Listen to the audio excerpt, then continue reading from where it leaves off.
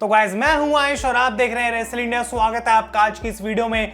और ये शायद आप काफी जल्दी देख रहे होंगे सुबह वीडियो, क्योंकि मैं रात को रिकॉर्ड कर रहा हूं।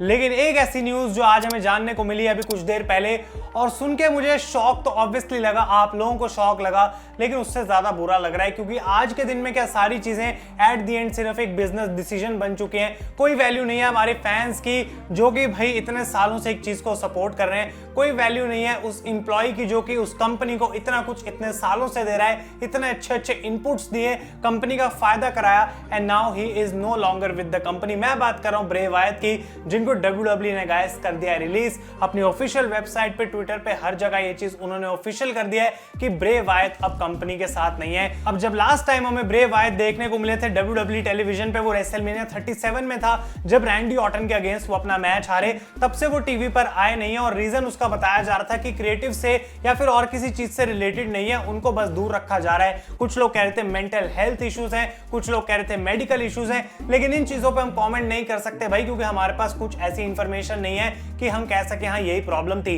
लेकिन ब्रे वायत को गाइस माना जा रहा है कि WWE ने एक बार फिर से as a budget cut release करा है। जी हाँ, यानी कि WWE को अब शायद ऐसा लगने लग गया अचानक से कि ये बंदा भी हमारे लिए वैल्यू फॉर मनी नहीं है। और इस पॉइंट पे मैं सोच रहा हूं कि आखिर WWE के लिए वैल्यू फॉर मनी है कौन? सिर्फ रोमन रेंस, या फिर सारे चैंपियंस, या फिर ईवा मरी जैसे लोग जो कि शायद उस रोस्टर पे होना बिलोंग भी नहीं करते। अब ये बात मैं डेफिनेटली नहीं बोलूंगा कि किसी को फायर करना चाहिए या फिर ये बंदा एक जॉब लेनी डिजर्व नहीं करता, लेकिन Bray Wyatt one of the most creative minds था WWE के अंदर।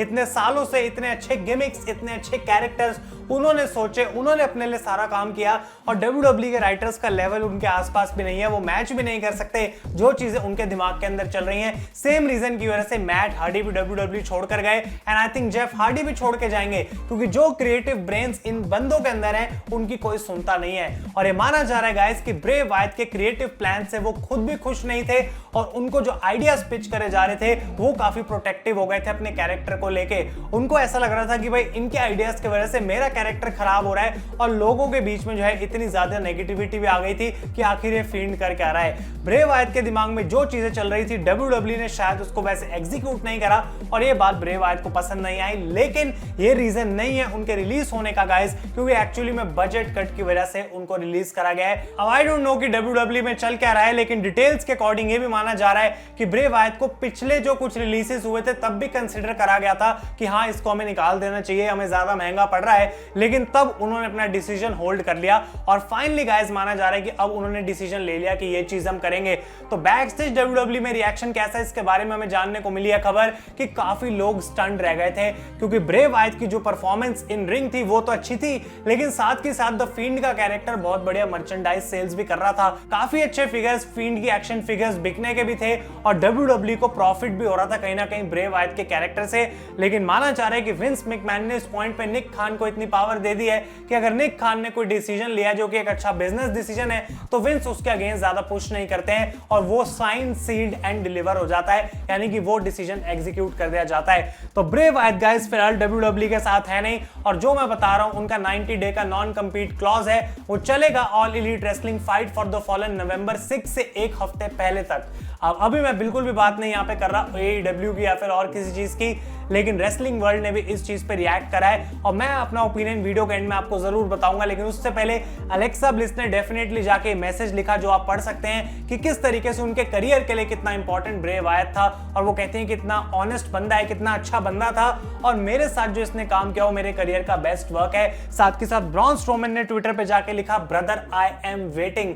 अब आई डोंट नो उसका क्या मतलब है, लेकिन मिकी जेम्स ने गाइस एक्चुअली में जाके WWE की ट्वीट को कोट करा और उसको ब्लास्ट कर दिया बुरे तरीके से, और उन्होंने लिखा कि तुम इस ट्वीट में बेसिकली फ्यूचर एंडेवर्स विश कर रहे हो ब्रे वायत को, लेकिन तुम्हारा कहने का मतलब यह है कि हमने एक इस बंदे के ऐसे गिमिक लिए, बार बार कमाल के इसके गिमिक लेके उसको खराब करा, और अब एक पॉइंट पे जब हमें ऐसा लगता है कि हमारे लिए अफोर्डेबल नहीं है तो हम इसको निकाल रहे हैं, लेकिन किसी और को इसका गिमिक दे देंगे ताकि तब भी हम उसके बेसिस पे प्रॉफिट कमा सकें। और ऐसा लग रहा था कि पहले वो अलेक्सा ब्लिस पे शॉट ले रही हैं, लेकिन फिर मिकी जेम्स ने कंफर्म करा देखो भाई अलेक्सा ब्लिस से मुझे कोई प्रॉब्लम नहीं है, मुझे उनका काम बहुत ज्यादा पसंद है क्योंकि जो भी गिमिक उन्होंने एग्जीक्यूट करा है वो अपने लेवल पे काफी बढ़िया काम कर रही हैं और हर एक WWE सुपरस्टार हमेशा अपना 100% देने की कोशिश करता है। लेकिन ये जो WWE ने आज चीज करी है ब्रे वायत को कंपनी से निकाल के, क्लियरली ये पता लगता है हाउ रिडिकुलस दिस इज। और आप बाकी के रिएक्शंस भी देख सकते हैं इस समय ट्विटर पे जो कि रेसलिंग वर्ल्ड ने दिए हैं गाइस। लेकिन साथ के साथ मैं ये भी बोलूंगा कि ब्रे वायत का WWE से जाना एक बहुत ही ज्यादा सैड सिचुएशन है। जैसा कि मैं कह रहा हूं, शौक तो है ही सारे फैंस के लिए,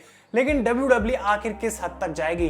पेंडेमिक में भी ये कंपनी जो है वो प्रॉफिट के अंदर थी। ऐसा नहीं है कि ये मरे जा रहे हैं या फिर बैंकरप्सी के कगार पे हैं कि सारे सुपरस्टार्स अब इनको निकालने की जरूरत है। मैट हार्डी जैसा कि मैंने कहा सेम रीजन की वजह से गए जैसे कि अब ब्रे वायत जा रहे हैं क्योंकि क्रिएटिव प्रॉब्लम्स थी। लेकिन बजट इस समय WWE के लिए शायद सबसे ऊपर है और इसी वजह से ब्रॉक लेसनर भी हमें देखने को नहीं मिल रहे क्योंकि वो उतने पैसे किसी चीज पे खर्चना नहीं चाहते। सऊदी अरेबिया का एक और शो करना चाहते हैं क्योंकि उससे पैसा आएगा।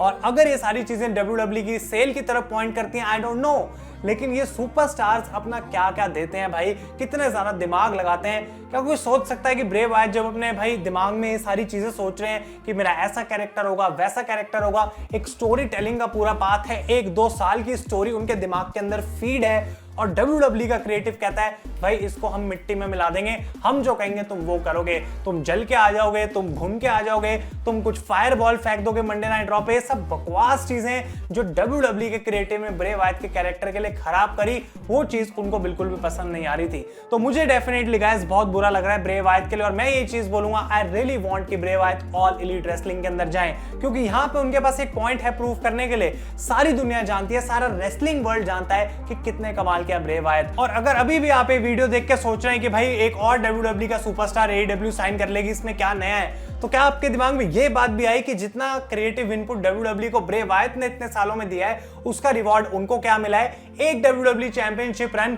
वो भी कुछ खास नहीं। रैंडी ऑर्टन से रेसलमेनिया में जीत गए, कभी भी कुछ खास स्ट्रॉन्ग नहीं दिखाया गया और फाइनली जब मौका मिल रहा था, एक अलग कैरेक्टर आया तो WWE से रिलीज कर दिया गया। आई रियली वांट कि ब्रे वायत ऑल एलीट रेसलिंग के अंदर जाएं, डार्क ऑर्डर के लीडर बने, ना ही सिर्फ अपने बेस्ट फ्रेंड ब्रोडी ली को ट्रिब्यूट दें लेकिन एक्चुअली में अपने कैरेक्टर के थ्रू शो करें कि क्या मेरे क्रिएटिव जूसेस हैं जो कि अगर चलते हैं, अगर मेरी बात मानी जाती है तो स्टोरी टेलिंग कितनी बढ़िया होती है। और ये एक बार फिर से मैं पॉइंट क्लियर करना चाहता हूं कि this is not about AEW और WWE या फिर एक कंपनी को चुनना।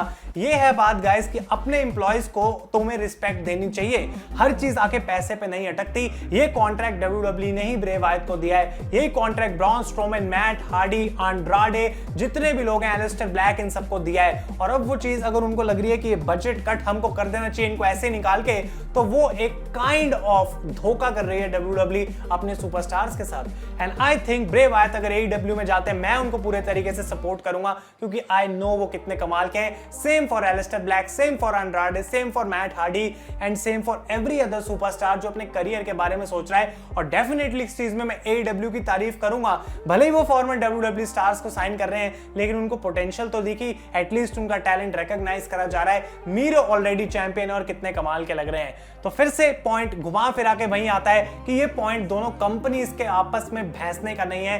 ये क्लियरली एक चीज हमें दिख रही है कि WWE में आखिर चल क्या रहा है। क्या एक ऐसा दिन आएगा जब रॉलिंस जैसे सुपरस्टार्स या रैंडी ऑर्टन जैसे बंदे को भी रिलीज कर दिया जाएगा या फिर 10-15 बंदे रह जाएंगे और बाकी सारे बजट कट ही हो जाएंगे? I don't know what the hell is going on in WWE और मैं इस बात से खुश भी नहीं हूं, बहुत ज्यादा शॉक्ड भी हूं और साथ के साथ मुझे गुस्सा भी आ रहा है। तो थोड़ी सी गाइस ये वीडियो रैंट हो गई और उसके लिए मैं सॉरी बोलना चाहता हूं। लेकिन गाइस आज का दिन जो था पूरा मैंने अनटोल्ड के एपिसोड के लिए रखा हुआ था। प्रोबेबली वो एपिसोड आज शाम को आपको देखने को मिलेगा, कम्युनिटी टैब पे उसकी अपडेट आ जाएगी और असली अखाड़ा की भी पूरी प्लानिंग चल रही है तो वो भी मैं आपको अपडेट्स डेफिनेटली दूंगा कि क्या उसके साथ चल रहा है। लेकिन ये है ब्रे वायत की कहानी। आई डोंट नो आपके दिमाग में इस समय क्या चल रहा है, आप क्या सोच रहे हैं, मुझे अपने ओपिनियंस कमेंट्स में जरूर बताएं गाइस। मैंने अपने आप को जो था मेरे दिमाग में सब कुछ आके बोल दिया है और इतना मैं कह सकता हूं। अगर ये वीडियो पसंद आए इसे लाइक करें। तब तक के लिए thank you so much for watching. मैं हूं आयुष और आप देख रहे हैं रेसल इंडिया।